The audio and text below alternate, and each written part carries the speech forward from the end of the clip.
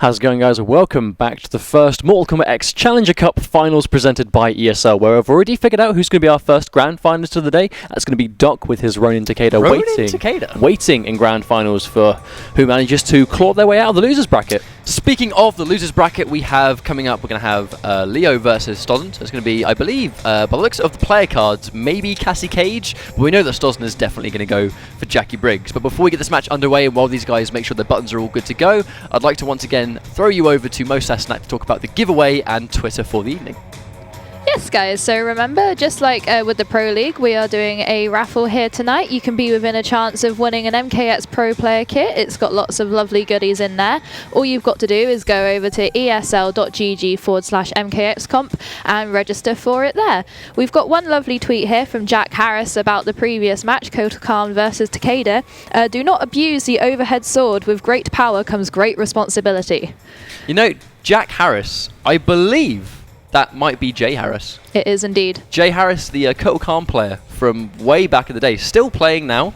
Shout outs to him. I mean, I still remember. With great reversals come great punishment. I remember throughout play matches always bumping into him, and he still plays as well. I mean, he's one of the main guys that I remember just constantly playing. I mean, just playing matches all day. There's Jay Harris. He's going to give me a good total. Let's just play some games and have some fun. Well, I mean, really, without going into too much detail, you have to sort of consider it's always risk versus reward. If what you do gives you a great reward, be it damage, be it setup, be it corner carry, you have to look at the risk. If the risk is, well, if he blocks it, I take a lot of damage. Against a character like Jackie Briggs, that's going to be a lot of damage. Ooh, looks like we're going to be good to go already. These guys are loading in. Oh, no. So, is it Wargod again? Oh, no. Lucky stosn, I think he has... Oh, is it? No. Okay, this is a button check. It's a test. I was worried for a second.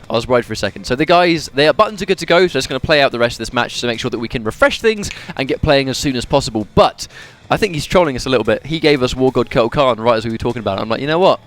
I don't think that he's going to pick this character. There is always the chance he's trying to, I don't know, make stosn uncomfortable. Because he clearly, I mean, just to remind you watching that may not have seen the set, when we saw stosn versus Dangus in the first match of the day, stosn was down 2 games. Dangus took a very convincing, very quick 2 matches over stosn. A lot of armored reversals, a lot of gaps, a lot of wake-ups that just simply weren't getting scouted out. And they were paying off. He was taking a lot of damage, and they were ult was killing him. stosn made the adjustment, started baiting, started punishing correctly, brought it back to 2-2, and then Dangus won the 3rd game. So there is a chance that stosn's not very happy about that. Obviously, more experienced competitors can really shrug things off, learn from it, shrug off, move on, but there's always the chance that maybe someone's a little bit more passionate than they should be. I just saw stosn do a 52% corner combo with L.E.O in that practice game. We'll talk about that. He got a those little later. He got those indeed. Be good damage. I mean, that's one of the things that stosn has. He has actually got the execution for those higher damage Jackie combos, but I think he goes for more consistency. Now, this is going to be A-list versus full auto. Now, we've actually seen stosn lose. Johnny Cage is a very popular character in the CIS region. He is. Everyone plays him. Loads and loads of the CIS crew. Just the Cage family feud. That's what CIS brings us every week, and it's amazing. Briggs and Cage. So it's basically, we have seen stosn fall to Johnny Cage this week by Irish Mantis's stunt double. However, obviously, I think if you're going to be a CIS player, you're going to be a lot more familiar with A-list. First hit bonus, I like the call there. Just trying to catch him. Now, neutral jumping universally isn't a great answer for full auto. Oh no, that was a nice read by stosn. Has a little bit of a life lead right now, so he's good. I mean, it depends if he wants to sort of sit on it, if he wants to go in. Now, one of the interesting things right there was stosn opted to go for... he went for the plus frames, but he didn't enforce them. Like, he did right there. But has Johnny Cage got some kind of answer for those plus frames that he can challenge with like a normal that makes stosn a little bit reluctant to go for it? Nice repositioning, using the stamina just to push Plane back into the corner. Now, L.E.O is on the defensive, gets us down 1, does manage. Oh wow, that was that was a headshot with a rocket point blank. This is Commando Johnny Cage. I just realised, Commando Johnny Cage versus Jackie Briggs is actually a very appropriate skin. But it's future Jackie Briggs. It's like, I've come from the future to stop you, Johnny. You're not making any more of your bad movies. I've come to stop you, to save the rest of us. Ninja Mime. Ninja Mime 2 is not going to come violence. out. What other films has he done? I can't remember. Massive Strike. Oh! Oh, that was a very, very tricky, but a good block right there from L.E.O. I mean, speaking of blocking... Oh, nice! That's matchup familiarity. Neutral crouching, the shadow kick is indeed a high, so you can neutral crouch for a full combo. Very reminiscent of like an MK9 dash, isn't it? I mean, definitely. I mean, she's got just the movement speed. There's one thing that Jackie doesn't lack is the ability to just move very quickly, and that's a wonderful read. Bam! Oh, I was expecting a brutality. That would have been a fantastic. That would have been multiple headshots. Headshot wake up. Headshot meter burn reversal. That would have been absolutely brilliant. But that is going to be a game one. Very, very convincing game one. So he just seemed completely in control of the matchup. Zoning him out. Getting good reads on basically every mix-up he went for, with the exception of a couple. But Leo did have some really good blocks. He went for that really tricky kind of air jump over meter burn ground pound thing. Like, very, very good call. Especially because you're so used to... Not the technical term for it, but I know what you mean. Yeah, exactly. But you're so used to... I mean, that's exactly why I think the meter burn ground pound mix-up was actually very, very strong for Jackie, because you're so used to having to naturally block overhead when you see a jump, because obviously jump ins are overheads, have to be blocked standing up.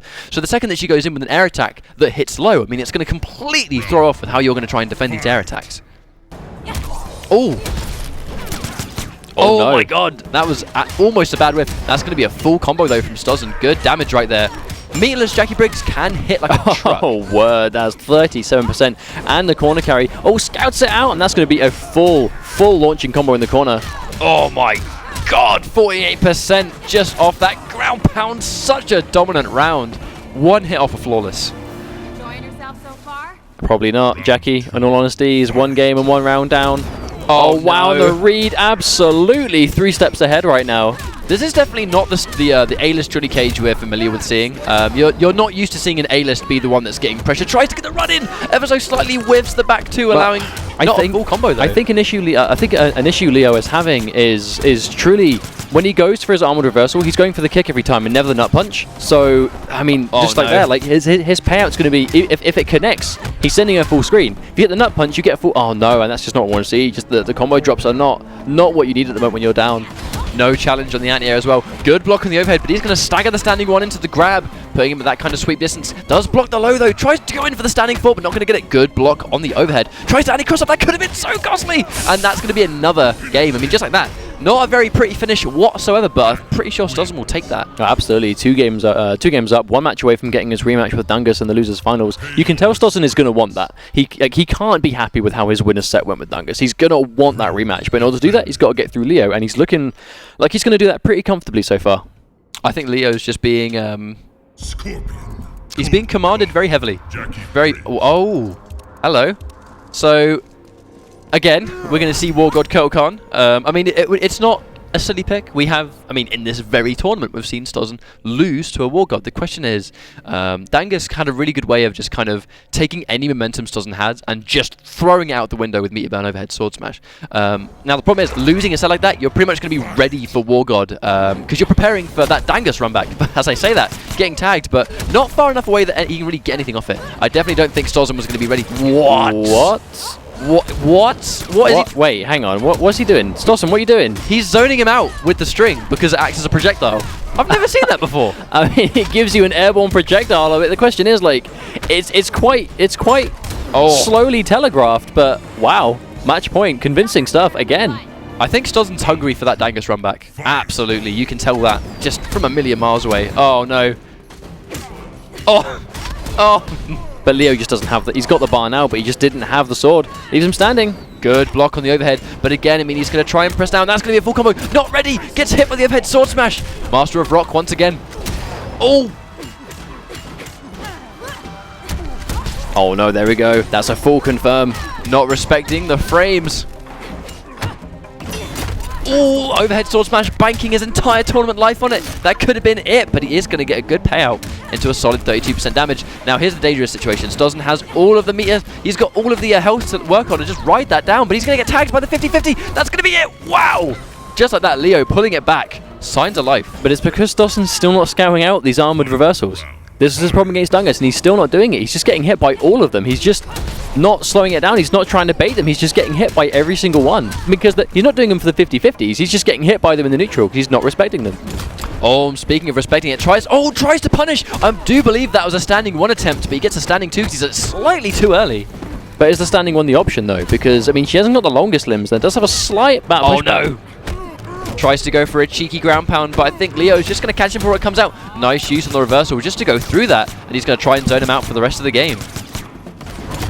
It's definitely not going to work. He's ready for it. Standing one just in case it doesn't get hit. Oh, another one. Stagger into grab. But he's still got one reversal. Oh no, he used a meter burn low sword. That couldn't have been what he wanted. Oh, would that have been one of our very first, if not the first, Blanche brutality? It could have been, but I don't think he used enough interactions before then to make it count. Because obviously some of the brutalities do have a stipulation before you can actually use them. But Stosn's going to be happy with that. 3-0, quite convincing, very convincing actually, to bring himself into losers finals where he's going to get his run back against Dangus. Now So the thing he's gotta is, be happy with that. what worries me a little bit with the run back that stosn and Dangus are just about to have is basically the fact that he still wasn't quite baiting out the armored reversals. Now Dangus, And the few he did, he wasn't punishing. I'm pretty sure Dangus is going to go for those. I'm pretty sure he's Well, clearly, unless yeah. he's made an adjustment that he needs to make. If he's playing the way he has been, we will see those reversals, without a doubt. I mean, that's kind of that's a slippery slope. He's already lost to that, so getting the run back with Dangus, it's almost safe to assume that unless there is some kind of magical, just on the fly adjustment where he realizes that the reversals are really what killed him. Now, I don't know whether that's because that's just what Dangus does a lot of, or whether it was just the tournament stress being in this kind of top 4 situation where you're playing for money. Sometimes nerves get the better of you. They can get in the way of your judgment calls. They can get in the way of your reads. They can screw up your combo execution. I mean, tournament pressure can cause a lot of side effects to the way that you would normally play a game. You can practice a combo 100 times in a row and never drop it once, and then the one time you're playing in a tournament match and you absolutely, under all circumstances, must land that combo to win a game, your execution just fails you. You forget what you're doing. You can completely crack.